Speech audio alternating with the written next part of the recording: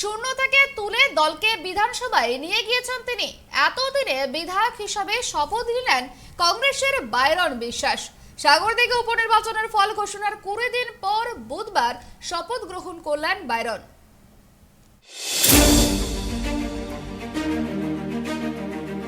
বিতর্কের মধ্যে বিধানসভায় বিধায়ক পদের শপথ নিলেন সাগরদিঘি উপনির্বাচনের জয়ী কংগ্রেস প্রার্থী বাইরন বিশ্বাস। বিধানসভার নৌসার আলী কক্ষে কংগ্রেস বিধায়ককে শপথ বাক্য পাঠ করান স্পিকার বিমান বন্দ্যোপাধ্যায়। শাসক দলের তরফে উপস্থিত ছিলেন মন্ত্রী সন্ধ্যারানী টুডু, বিজেপি বেশ কয়েকজন বিধায়ক উপস্থিত ছিলেন। কংগ্রেসের তরফে উপস্থিত ছিলেন দুই প্রাক্তন বিধায়ক অসিত মিত্র, নেপাল মাহাতো। আসলে কংগ্রেস বিধায়কের শপথের পরেই তাকে বেঞ্জিরভাবে ফুল দিয়ে অভিনন্দন জানানো হয় বিজেপির তরফে। একগুচ্ছ ফুল দিয়ে কংগ্রেস বিধায়ককে অভিনন্দন জানান বিজেপির 3 বিধায়ক বঙ্কিম ঘোষ, সত্যেন রায়, অম্বিকা রায়।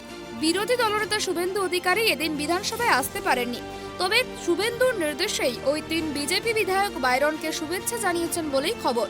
তাৎপর্যপূর্ণভাবে শাসক দলের তরফে পরিষদীয় মন্ত্রী, বিধানসভার দলনেতা বা মুখ্য সচেতকরা শপথ অনুষ্ঠানে অনুপস্থিত ছিলেন। মুখ্যমন্ত্রী মমতা বন্দ্যোপাধ্যায় ভোটের পরেই অভিযোগ করেছিলেন বাইরন বিশ্বাস বিজেপির লোক, কংগ্রেস তাকে প্রার্থী করেছে আর বামেরা সমর্থন করে জিতিয়েছে। তৃণমূল বলছে মুখ্যমন্ত্রীর অভিযোগ যে সত্যি সেটা প্রমাণ হয়ে গেল বাইরনের শপথ গ্রহণ অনুষ্ঠানের মঞ্চে। যদিও বিজেপি সূত্রে বলা হচ্ছে এটা নেহাতি সৌজন্য বিনিময়। নতুন বিধায়ককে ফুল দিয়ে অভিনন্দন জানানোর মধ্যে রাজনীতির কোনো যোগ নেই। উল্লেখ্য, শপথের আগেই বিতর্কে জড়িয়েছিলেন সাগরদিঘির কংগ্রেস বিধায়ক। তৃণমূল কংগ্রেস নেতা সঞ্জয় জৈনকে গালিগালাজ ও প্রাণনাশের হুমকি দেওয়ার অভিযোগে তাকে অবিলম্বে গ্রেপ্তারের দাবি জানান তৃণমূলের রাজ্য সাধারণ সম্পাদক কুণাল ঘোষ। শপথ নিতে যাওয়ার পথেই তাকে গ্রেপ্তারের দাবি জানানো হয় তৃণমূলের তরফে। যদিও শেষ পর্যন্ত বাইরনের শপথ নির্বিঘ্নেই মিটেছে। Bureau report, tribe TV.